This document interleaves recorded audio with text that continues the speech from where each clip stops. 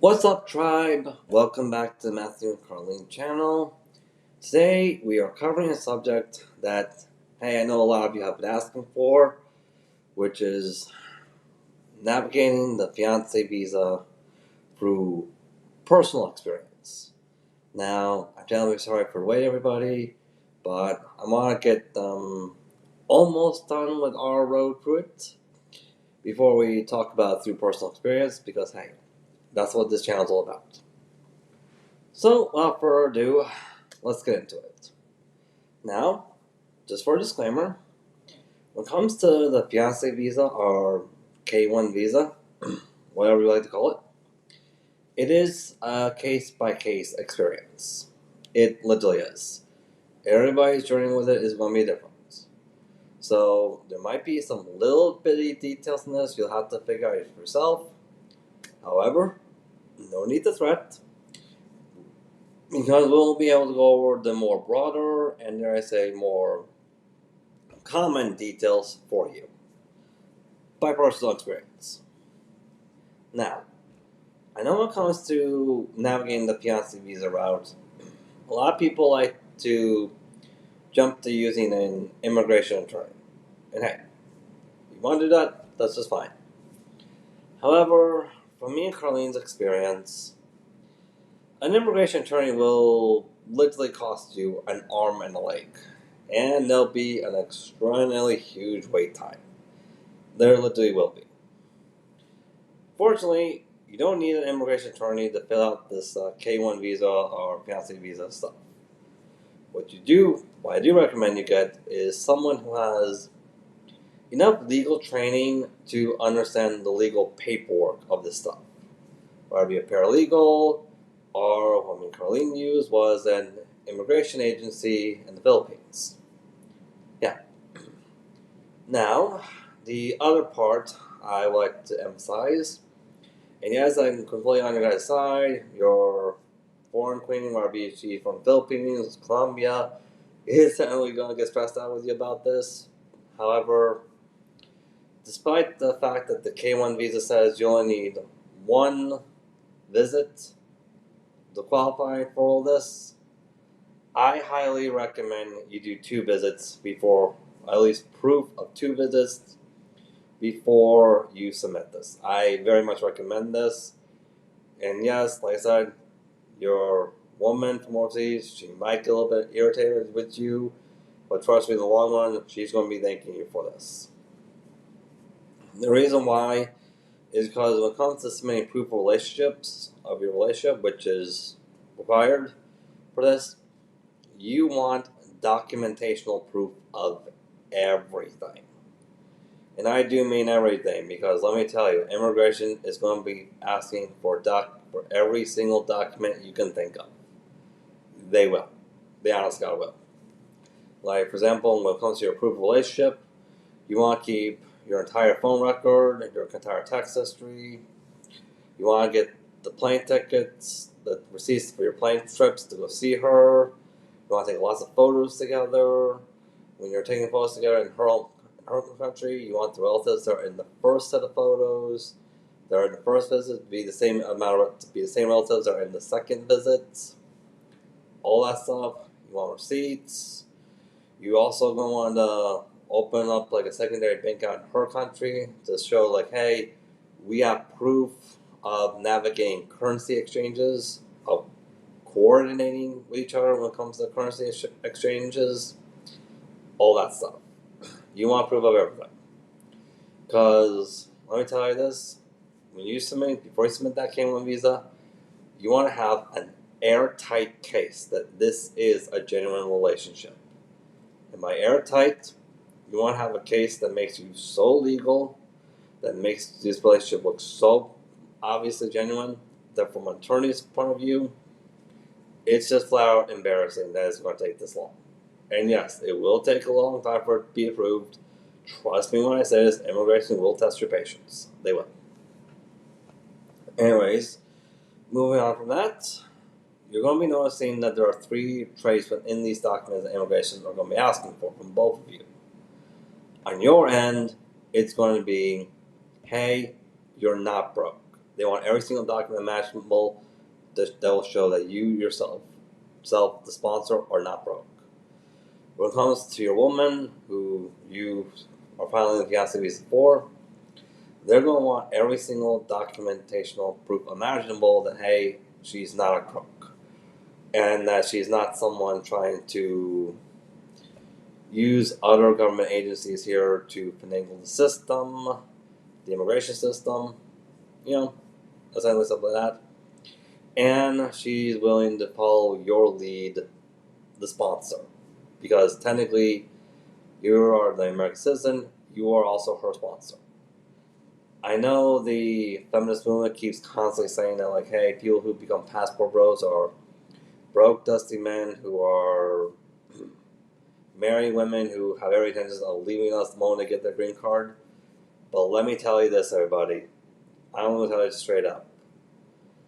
The days where, like, hey, you could use other government agencies to finagle the system, the immigration system, those days are officially over. If you take a look at all these, you take a look at the nitty-gritty details about all these deportations that are happening, you're going to notice that the common denominator is that if your woman gets put on any type of government handout program, whether it about to be child support or she's trying to get on alimony, anything, she's going to be deported. She will. Yeah. Everybody's made it perfect clear, like, hey, you cannot finagle the system anymore. You can't. Those days are officially over. They are. Now, I can't go into too many details of my wife's end because, let me tell you, that's a whole lot of stuff. It is. But for you, like I said, they want documentation proof that you are not broke. So, you're going to need to submit, like, relatively 3 to 6 months of W-2 forms, bank statements. Yep. Let's see. Bank statements. Let's see. What's pay. Submit 3 to 6 months worth of pay stubs, tax returns, all that jazz. You're also going to need to go through the FBI to get a criminal FBI background check on you, also known as a rap sheet. In case you guys don't know how to do that or you need some assistance, well, let me tell you from my experience, go online, type up your local FBI office, call the help desk number. Trust me, it will be very easy to get a hold of an agent there. I doubt they really get that many calls, who'll be willing to walk you through the process of how to do it 100% legally in the eyes of the government. When you're doing that, one thing they're going to ask you to do is that they're going to have to ask you to go to a post office to get your fingerprint scanned. That you can turn over to immigration as well. Yep, they want that too. The other thing for you guys that you're going to have to do to submit this K-1 fiancé visa is you're going to need to go to your county clerk's office or town hall. And you're going to have to request for a certificate of no marriage. In case you guys don't know what that is, that's a legal document you get from your county clerk or your town hall showing that, hey, you're not already legally married in the eyes of your state or government while you're trying to apply for this fiancé visa. They want proof of that as well. Also, they're going to want to say the exact same thing from your spouse too. Now, here's something I want to be perfectly frank with you guys. You need to make sure you have a job when you're applying for this. When you're applying for this fiancé visa stuff. Immigration does not care about your life savings. They care if you have a continual source of income. That's what they care about. You can have like millions of dollars in savings. They don't care about that. They care about a continual source of income. Now, admittedly, in order to qualify for this, you don't need to make six figures like a lot of women in the feminist movement here in the West keep asking for. But you do need to make roughly above minimum wage in order to qualify for this, from what I saw. Now, given what your case-by-case situation is, submitting the fiancé visa, or the K1 visa first go around will pretty much cost about like $700. It will. Now, if you're going to the from the state of Florida to the island of Philippines, like the Iloilo, cheapest flights, round trip flights, will be 2,000. No matter which way you go about it. Which I know a lot of this sounds expensive, everybody, but when you take a good look at what you've been spending on the local Western dating markets, and you cut all that out of your budget, all this stuff becomes a lot more affordable. It really does. Anyways, after this, you won't want to download an app from the USCIS to keep track of your case. You'll want to contact them I say relatively every month or so to get an update, make sure they haven't forgotten about you. Because there are times when, I have heard there are times when these cases get kind of lost. So, do that. Usually it'll take about 6 months for them to fully process it. Yeah, etc. But trust me, let me tell you this, it'll be easy for your woman to get a job once this is all over. It really would be, because hey, you have every single document imaginable to show that she's very hardworking. You will. Oh boy. Once that is passed, you will have to do a biometric as well as an interview with immigration at the immigration embassy. That's when I recommend you help her rent a hotel that's very close to the immigration embassy, to the American embassy that's literally in her home country. Another thing I recommend is that you have your woman go on multiple different K1 visas, those Facebook groups in her country, so she can befriend a lot of women who are doing this exact same stuff. Because let me tell you straight up, you don't want to put all your eggs in one basket. You want to get as much information as you possibly can from multiple different sources while you're doing this. Trust me. You want to be fully prepared. Anyways, if all things go in pass, alright, then you just have everything goes well, you officially passed, then you now have to just get her over here.